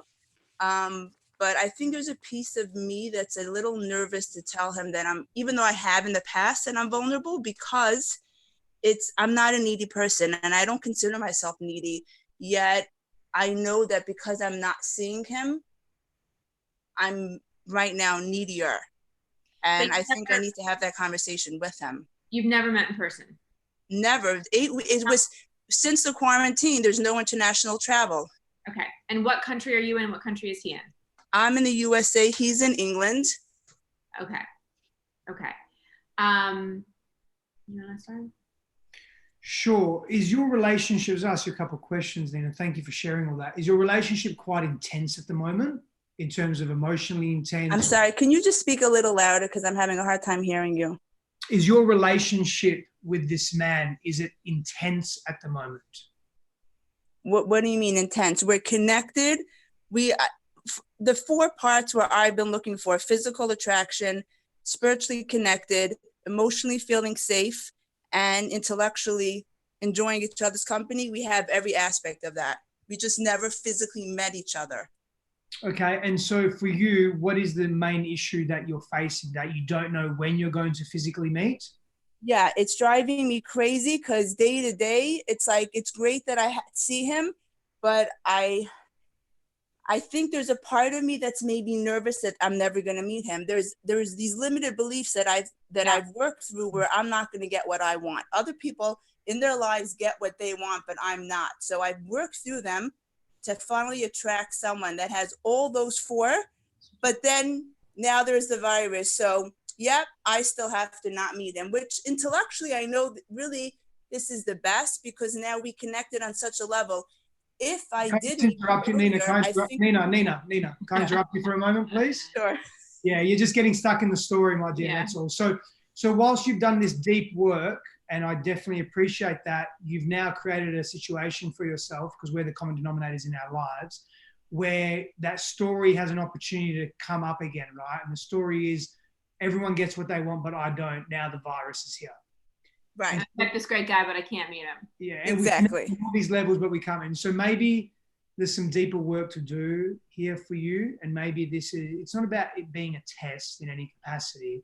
It's an opportunity to go deeper into some of these core beliefs. And the deep work that you have done has brought you to a place where you can be very quickly aware of these beliefs, these limiting beliefs, or these beliefs that you have that are impacting the relationships that you're attracting, but also how you're feeling about yourself.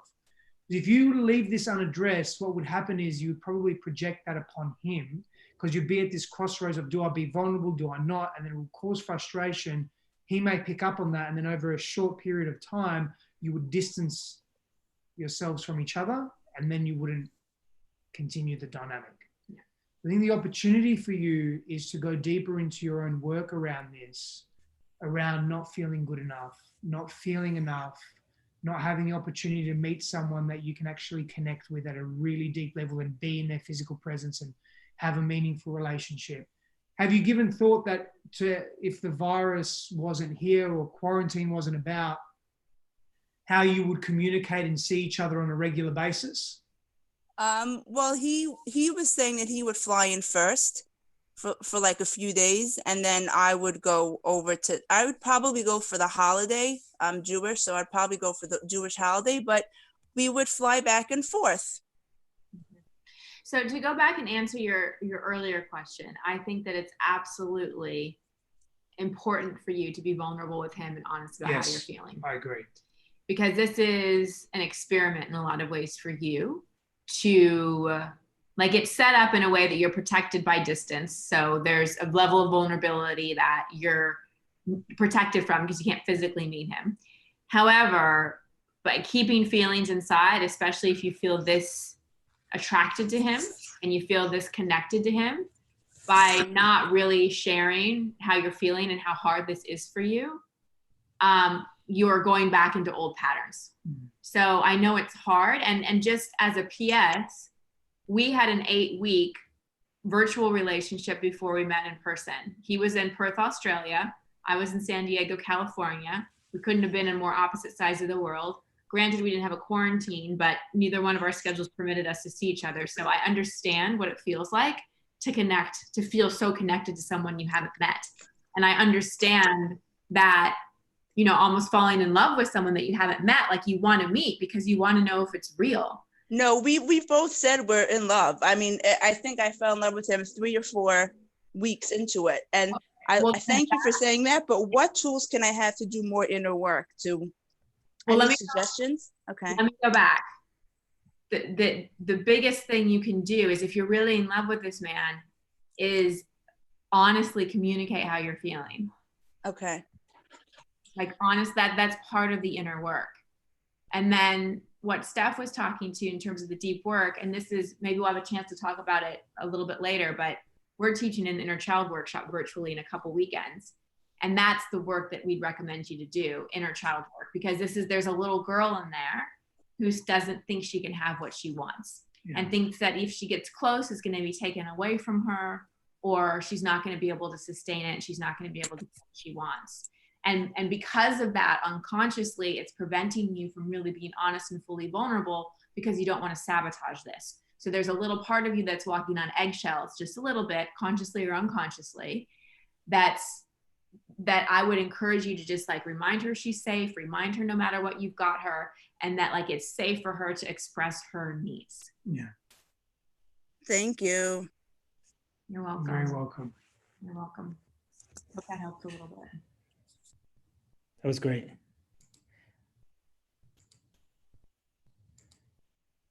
That was one of the indicators for me that I had really done a lot of my own work, and that my connection with Stef was the real deal. Is I found myself not editing myself anymore, not trying to be someone I wasn't. And I can even remember in our communication, he was doing something that was triggering me a little bit before we met, and I sat on it for a while, and he could tell. He was like, what's different? What's going on? And I was able to communicate it with him. And it was so different than any other relationship I've had, in terms of I felt like I could fully be myself and not hide anything. And it could be received in a way that I didn't get shamed or rejected for. And that's always, you know, it's interesting to me how early in a relationship we show our best selves, and we wear masks a lot of the time, and we hide things. And I would advise everyone, like, be yourself soon. Ask the hard questions soon. Share the vulnerability soon. Not necessarily on a first date, but as you're starting to fall for someone and as things are progressing, don't hold back, because the more that you hold back, the more you're delaying that vulnerability, and the more you're delaying creating true safety in the relationship. Yeah, what you guys just spoke about with Nina it's kind of what I got from you guys when we sat together, even though we didn't talk about this specific situation, because my pattern is to go into this go along to get along. Where do I want to go for dinner? Wherever you want to go. But really there's a preference beneath it that I'm not in touch with. I almost have to meditate for 30 minutes to figure out if I want pizza or Chinese for dinner, because I'm so disconnected from those preferences. For whatever reason, it's just a go along to get along. And then when I end up there, I find the frustration building. And that concept of communicating, a good relationship doesn't mean we're happy with each other. It also means that I can communicate the things, or sometimes for me, a lot of it is feeling around in the dark. I don't know a lot of my preferences, and to be comfortable enough feeling around the dark with someone and saying, I'm not quite sure what I want. Yeah. Let's try both. Maybe I'll change my mind later, and being able to be honest with someone about those things. I love that. That's key. Steve, we're going to promote you to panelist. Hopefully Zoom complies.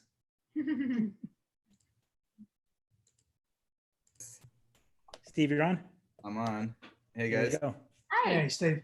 Hey guys, thanks so much. Thank you, Eli. Thank you guys. This is amazing. I'm so grateful to be part of this. I have taken so much. I have so many questions, but it was super cool earlier when you were answering Mario, and like, we have a big family birthday today, and like I get this text from my family where it's like, hey, can you help mom get on the Zoom? And I'm like, I need to put myself first. And it was literally as you were answering him about this whole idea of like, you need to take care of yourself and not worry about, you know, everyone else right now. And I was like, this is literally what's going on. So thank you. I have two quick questions. I have many questions, but right now, what are your like everyday must-dos for your self-care to like putting yourself first?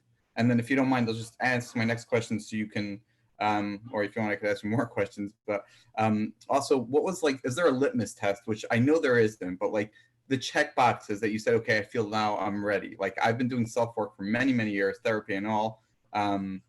You know, and I know that there's always going to be this, it's like an endless journey because that's life. But that said, was there a certain point where you said, okay, I think I'm ready, and you were able to move forward? Yeah, I can start with the self-care practices if you want. That can be maybe very relevant to you. So I have some non-negotiable practices that I have that are part of my day. My movement is one of them. So exercise is definitely a non-negotiable for me. Of course, if I feel I need a rest, then I'll rest, but I'll move. I'll go for a walk, or pop a weight vest on, but I'll move my body with intention. Very important for me.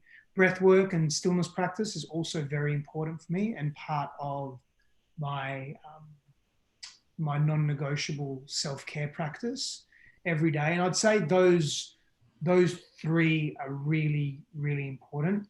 In addition to that, I'm very mindful of making sure that Christine and I connect on a daily basis. We live together, so making sure that there's time. We can live together and not be connected. Yeah, absolutely. So, and that's not the type of, I'd rather live on my own. I'd rather be by myself. I don't want a roommate that just sort of comes in and out. Happy to have my space. Happy for Christine to have hers, of course. That's not what I'm talking about. But being very deliberate in how we connect and how we see each other is also an important part of my self-care practice. I ensure that I'm reading every day as well. I'm doing some reading, and whether it's a book or articles or both, I'm always reading. I have so many different books that I'm reading, but that's part of my self-care practice as well. And part of that is, for me, is also reflection, having a deeper sense of reflection on what I'm consuming, what I'm absorbing, and then how I can apply that to my life as well. Mm-hmm. Yeah. Important parts of my day. Yeah. Yeah. I mean, I'm pretty much the same for me. A little different, kind of on the feminine end. I really tune in a little bit more to what do I need today. So mine's a little bit more fluid and his is a little bit more structured. And that tends to work well for us.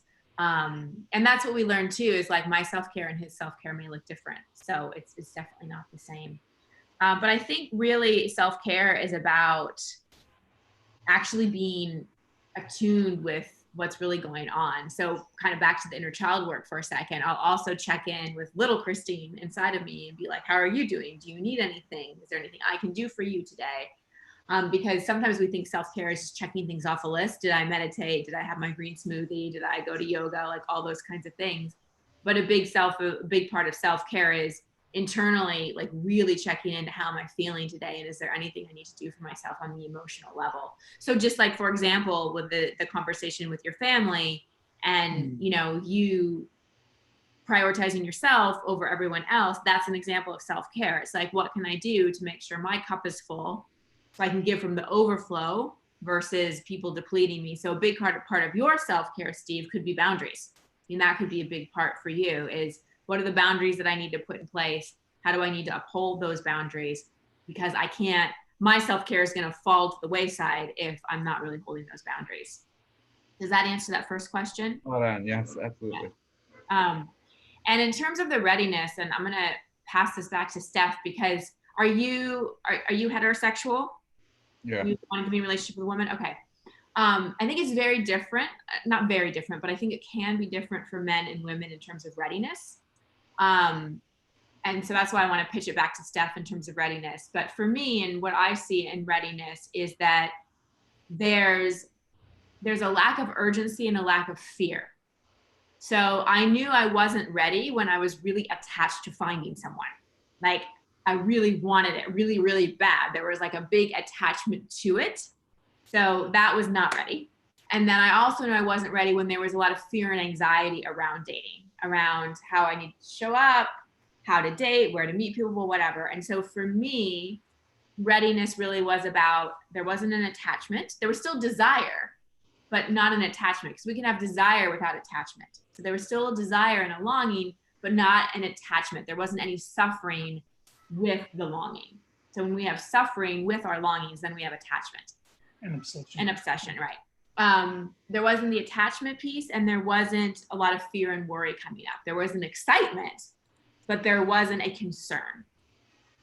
But I want you to talk about how with men, it's just sometimes like a switch. Can you articulate the question again, please, Steve? The second question? Well, it's kind of like the litmus test. Like, no, we're like, you felt like, okay, at this point, you know, I guess you want to call it codependency or whatever it was, but you felt like I'm polished or resolved or healthy or done enough of the work that I feel like I'm ready to go back out there, or, you know, that sort of thing.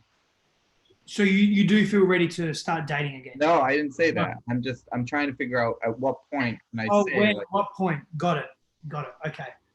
So the immediate answer to that is you'll just know, right? I know that sounds a little cliche, but that's where I think it's a little different for men. Yeah, but you will just know. But I'll give you my experience, and for me it was I'll just know. But I set some intentions and I did some very deliberate practices to get to that point. So I always requested of myself that I was open to the mystery of life, and sometimes you can't control. Well, most of the time you can't control love. So if I were to have a breakup, I was very deliberate around, I want space. I don't want to jump straight into a relationship again. I want as much space as I can until I feel ready. And as I started to mature emotionally, sexually, relationally, and I was in greater integrity with myself, I was more deliberate with the space that I took and the practices that I was engaging in, whether it was abstinence, whether it was a particular meditative practices, whether it was being more in the mystery and more in spontaneity, whatever my practices were. And I wasn't attached to meeting someone, and I was really filling up my time with experiences that brought joy into my life and gratitude, but also insight.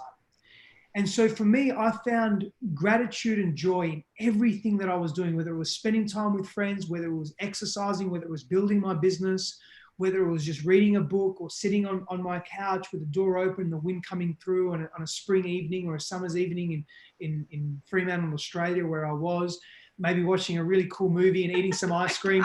I'm painting a picture here though, but I was immersing myself, and healthy ice cream, by the way, I was immersing myself in every single moment and finding gratitude and appeal in that. And then when I was able to do that without thinking, oh, I wish I had a partner, or I wish I had this, or I wish I had that, that's when I knew I was ready for a relationship, when I didn't want it, or I didn't need it, rather. That's when I knew. And so for me, it was finding joy in everything that I was doing in life and being really appreciative for that. Yeah. And he also had a moment where you want to share the meditation? Sure. Piece? I was in a meditation. And again, my stillness practice for me is very open. It's just sitting in stillness, and whatever comes to me, and whatever experiences I had. But I was in a meditation and I visualized, I had a visualization come to me where my heart just opened, and I had a series of other visualizations and images come through. And the message of that was, oh, I'm ready now to be in a relationship. But it wasn't this intensity. It was this like a breath, just a very slow, deep breath that was, I'm now ready to be in relationship, and I'm still in no rush. When it comes to me, it will come to me, and now I'm open to receiving it, and I can seek, but without any attachment. And I'll just know. I'll know when that person comes. And I had people come to me before, Christine, that I knew that just weren't, the alignment wasn't there. And I was able to be very honest with that. Amazing. Well, can I ask one more thing, Eli? Do that? Go ahead. You just did. Sorry. Thank you. One last question. I'll let you go. Is let's say, Christine, you were in a prominent role. I'm curious. What did you do to work around your shame? It's something that it's something I do some work on, but I need, to do definitely more. Was it like just a matter of time, or? My shame? Yeah. From my perspective, is the only way shame can be healed is to bring it into the light. So it was talking about it. It was not just trying to work through it by myself. It was voicing it to people that I trusted, working on it, talking about, like, bringing it into the light. And then exactly what he's doing now. Yeah, exactly.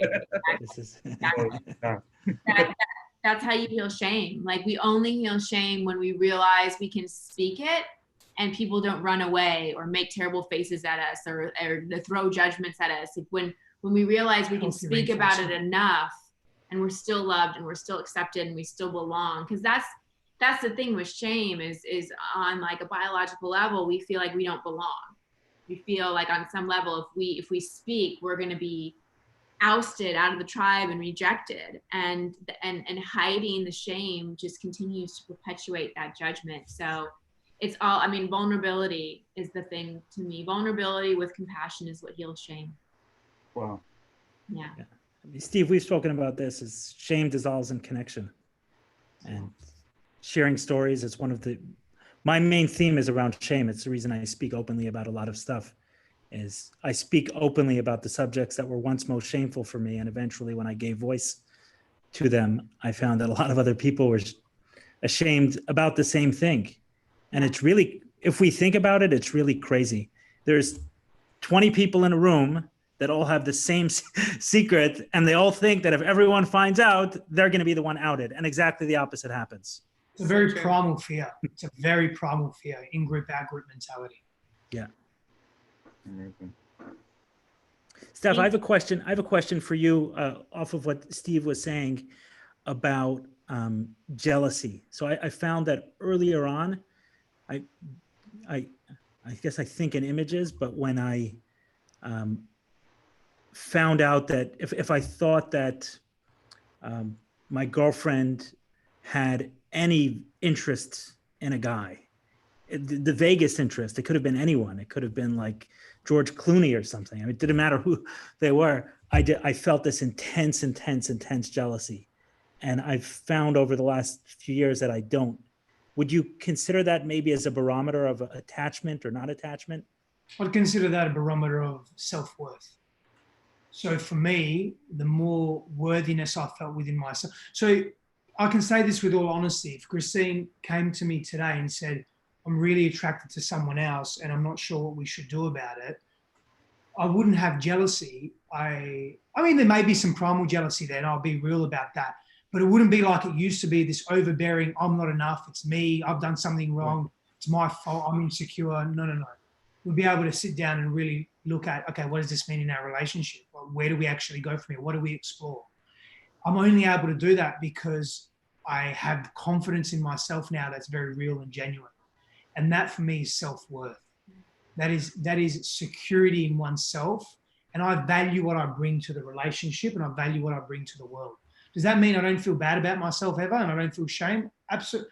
It was a couple of weeks ago, I felt intense shame. Something triggered me. And for a few hours, like 2-3 hours, I just projected onto Christine. I was angry at her, and I was not angry at her, I was short with her. And she left the house to go do something. She came back and I greeted her at the door with a hug, like our friend said earlier. And I broke that shame cycle and I spoke to her. And of course I experienced that, but fundamentally, that doesn't lurk in the shadows for me anymore. I know my value. I know who I am. If I lost my wealth, my status, my titles, my relationship, yes, I would hurt, but I know I'd be okay. More than okay. Yeah, when it comes to jealousy, I remember Freddie and I, my wife, when we were dating, decided that we're not going to for a while. And then I heard that I didn't know anything about it, just that she went on a date with a guy. And I remember where I was. I was in Israel when I heard this, and it felt like there was a knife in my stomach that just did not stop turning. I remember sitting there looking at it, and I said, I don't think it would be more painful if there was an actual knife inside me. And I remember talking to it. I talk to myself a lot. I remember talking to it. And it's like, what is this? This is so bizarre. It feels, I asked for this. She said, we decided we're going on a break.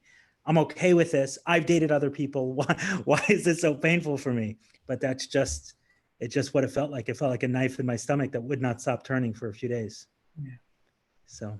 Yeah, jealousy can be extremely painful, and I really feel it's representative of our fractured internal self. I mean, that was for me. That was very true for me. I was so disorientated and fractured that anything that didn't put me in the spotlight or prioritize me, I would feel very jealous of. Even in friendships, not just in intimate relationship, in friendships as well. very painful experience. Jealousy is very dense emotion. So, yeah, Yeah. tough one. Thanks, Steve. Appreciate guys. you Thank you. putting yourself out there. Hopefully we shrunk a little bit of that shame. Mm. And this book, Ellie Casper recommended a book, Healing the Shame That Binds You Great by book. John Bradshaw. So good. Nicole, we're gonna get to Nicole, and then I think that'll be the last for this webinar, not the last ever. Nicole, that was correct that you wanted your hand raised. Is that? I don't hear you, so 1 second. Okay. There we go. Hey, Nicole. How can we help? She's on mute again. Oh, she's muted again. You're on mute. 1 second. Oh my God. Okay, there we are. There you are. So I guess my biggest question, I recently ended things with somebody. It's funny because right after I ended it, Steph, you came out with like how to break up like a boss, and I was like, oh. It ended up being just an abrupt thing. I didn't end things exactly, I guess, the way I should have, or maybe it was the best way for me at that time. I blocked the person and kind of just cut off all contact. But I feel like I've been going back and forth with feelings of like, it was my fault that things ended the way that they did. And I guess because this was the first relationship that I was ever in, or the first time I was dating someone where I was kind of conscious of myself and aware of the fact that they were kind of coming from a place that was wounded too. And I don't know and I kind of grew as the relationship went on. So he triggered a lot of things for me. And as he triggered them, I worked on them just because I was aware of what was going on. And I think I was doing that for him as well, but there was only work going on one side. Yeah. So over time, when we first met, it was like right out the gate, really intense connection. We hit it off really well. And then things kind of like came to a halt. And he was like, oh, I think we should just be friends and blah, blah, blah. And I had said at that point, no, I don't, that's not what I'm looking for. I want a relationship. And he was like, well, what do you mean? We're just not going to talk. And I kind of fell back into old patterns of being like, well, I really like this person. I want them around. So I kind of just accepted it for what it was. And then we started talking less recently. And then, he would pop in and out whenever it worked for him. And then finally I stopped really answering. And then he came at me one day and was like, I'm messaging you and you're not answering me. And was cursing at me about it. And it was at that moment that I'm like, I'm not honoring myself in this, and this needs to be over. Good. And I guess I didn't trust myself enough to say that to him, because there was a bunch of times where I had tried to cut things off and say, listen, this isn't working for me anymore. I don't really want to talk to you. And he would come at me and be like, that's not you talking. The person that I know wouldn't say that. And then I fell back again. So Well, can I ask you a question, Nicole? Yeah, sure. Were you raised in a home where you really were encouraged to trust your own decisions and make your own decisions? No, that was something I definitely learned to do later, recently in life. So my guess is he's a reflection of what home felt like in some ways. And you're sort of in that in-between place in your healing where you're still bringing those patterns in, but the healing work that you're doing is starting to evolve you, and you're saying, no, this doesn't work. Right. So I just really stand with you and behind you, and that this was a great learning relationship. But anyone who questions you and your decisions and what feels true to you, that's going to be a red flag for you specifically, because that's a wound, right? So I just really encourage you to trust your intuition. And I don't know what your question is. Is your question, what is your question? Just more of, how do I stop feeling like because I changed so much throughout the course of the relationship, because of how things started. Like I wasn't as self-aware when we started as I was as things evolved, because of how much he triggered me. I feel like the way that I acted in the beginning of the relationship wouldn't be necessarily how I would act in a relationship now. So I'm almost blaming myself that had I been where I am now, it wouldn't be that way. Nope. Had you been where you are now, you wouldn't have attracted him in the first place. Right. That was the other flip side to it, was I was attracting him because that's what I needed to grow. Correct. Let this one go. Okay. Oh, and I want to tell you, you coached me on another call, the movement therapy. Yeah. For releasing trauma. I can't tell you how much. I just did that today. I actually left New York for a couple of days. I'm in West Virginia for 6 days, and I did that today. I can't tell you, I felt better than I have in months. Oh, beautiful. So thank you. Beautiful. Oh, we'll keep doing the work. You're doing awesome. Thanks, guys. You're welcome. Thank you. Oh yeah, regret. It's funny when we use regret and we use information we have now to go back and question ourselves in the past, and it's like, no, no. Should we rapid fire a couple of these? Sure. Are they rapid fire possible or not really? Sure. Some of these questions. Yeah, that'd be. We have in the about 7 minutes. Got it. What that reminded me of, by the way, Yeah. that conversation was early on in recovery. A sponsor of mine told me it's okay to change your mind, and that was like Yeah. what? It felt like that. Like he met someone else, so do I have to be the same person forever? It's like no, No, not at all. I changed my mind. You won't be. I ordered cake and I don't want to eat it anymore. Take it back. Exactly. You can rapid fire some of these questions, and I have one thing that I'd like you to end on, is just because I feel like we started with it a little bit of it is around unfaithfulness.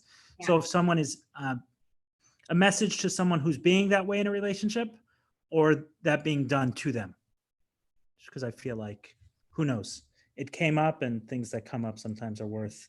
I'm just looking at some of these questions as well, and I don't think they're really rapid fire. They're quite deep, detailed questions. They're great questions, but for another time. So to answer that, Eli, from my perspective, if you're the one that's being unfaithful, you've got to ask yourself why you're being dishonest. What are you running from? What are your fears? For me, it was fears. It was fear of being seen in my truth, which my truth at the time was confusion. My truth at the time was I didn't want to be in a relationship, but there were parts of me that did, but I was too immature and scared to say no. And I kept relationships going on and on and on when they shouldn't have. And so if you're being unfaithful, why? Ask yourself why, but more importantly, feel the why. Feel where that's coming from, because it's coming from a very deeply wounded place within you if you're hurting other people in that way. If you're the person that's receiving that, then you've got to make some really clear decisions, and you're aware of that. I know so many people that are aware that their partners are being unfaithful, being dishonest with them, are moving outside of the container of their agreement, and they're tolerating that. And that's just not acceptable. In terms of self-worth, that level of tolerance it's such a low self-worth and insecurity that's there that needs to really be addressed. And you'll never attract anything different until you address that deep wound of I'm not enough, and this is what I deserve. Yeah. And I do think that couples can recover from cheating and unfaithfulness. Definitely. Again, it requires both people really working on it. It requires an agreement to really forgive. Like you said, like to name it and forgive it, but you can't, like the person that was cheated on, can't continue to hold it over the person's head. It's like you can't be in this position where you're constantly apologizing and seeking trust and forgiveness, and the other person's constantly living on eggshells. There has to be almost a divorce of that relationship, being like, okay, we work through it. You work through your issues. I work through my issues. We're divorcing this relationship, and we're starting a new one. I mean, I remember when we went through a really rough patch in our relationship. It wasn't infidelity, but it was intense. And we just both we worked through it. We forgave each other. Yeah, it was inner child stuff again. And we were like, okay, we're learning from that, but we're not going to throw that back in each other's face. Sometimes we laugh about it because it's funny now, things we were arguing about. but again, like it sort of goes back to what we were saying about growth being a value in the relationship, is that most infidelity is not about going and having sex with another person. It's not really about that other person. It's about unresolved wounds, seeking validation, low self-worth. It always comes back to low self-worth, basically.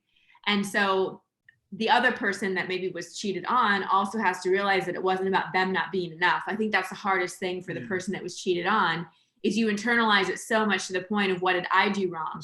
And then, and then that feeds your low self-worth. So you've got both the person that cheated and the person that was cheated on with this low self-worth. And if they continue to stay in that, then the relationship can never really thrive, because you're always feeling insecure on some level. So it's about not over blaming oneself and not taking something so personally, and really looking at it as an opportunity to do some deep healing work together. I think it's Esther Perel who says cheating can lead to a breakup or a breakthrough. Absolutely. No, absolutely. It really, really can. And again, like, I think that it's one of those things that is, I think that it's a more common fear for women. I mean, women definitely cheat too. And Esther Perel has some incredible statistics on that. In a lot of ways, that women have more emotional affairs than men have physical affairs. I think I have to look it up, but I remember her saying something like that. But there's also a lot of conditioning in sort of growing up as a woman, that men cheat and all men cheat, and that's just kind of the way it is. So a lot of women grow up with fear issues around men, and then therefore unconsciously attracted. I'm not in any way saying that it's ever anyone's fault, but whatever we have programmed in our unconscious and whatever we're believing or feared of, sometimes we have to confront to get to the other side of it and let that misunderstanding go. It's pattern recognition, it's pattern attraction with the brain, its environment. And we attract what's familiar, and we attract where we feel less whole in our lives. So we're going to attract those situations to some degree, in order to, and this isn't applicable to every situation either, by the way, but to some degree to help us move through that and break through it, break through.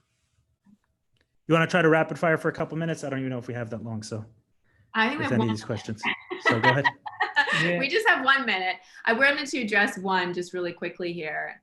Oh, there's another one here, is porn. So, you know, maybe what the best thing to do, where can people find out about what you guys are doing? And 2 hours is not going to give anyone all of what you guys do. So, well, if you want to dive deeper with us on a lot of the stuff we're talking about, I mentioned we're teaching an inner child virtual workshop June 5th through 7th. And the website for that is christinehatzer.com/innerchild. That would be a really, really great place to start with us, because all our individual work, when we're coaching couples, when we're coaching individuals, it all comes back to inner child work. And you don't have to have a traumatic childhood to need inner child work. You don't have to remember your childhood to have inner child work. It's really deep healing and growth, and doing the shadow work as well. So that would be great. And if you want, we're both on Instagram. If you want to talk to either one of us about individual coaching or couples coaching, then I think you put Grow with Stef up earlier. You can grow with Stef, and he spells his name Stef, not Steph. And we'll send out an email after this to everyone who registered with all your guys' information as well. So you can check it out there and see what they're doing. They're doing awesome work. And I love this conversation. Thanks so much for joining on a beautiful Sunday. Well, Thank you. Thanks, everybody. It's so cool to meet you. So awesome to be with everybody. Thank you, especially to those people who came on and received coaching. Thanks for your vulnerability. Thank you. And thank you to all those watching on YouTube. Thank you. Thank you so much. Great day. Bye, everybody. Take care.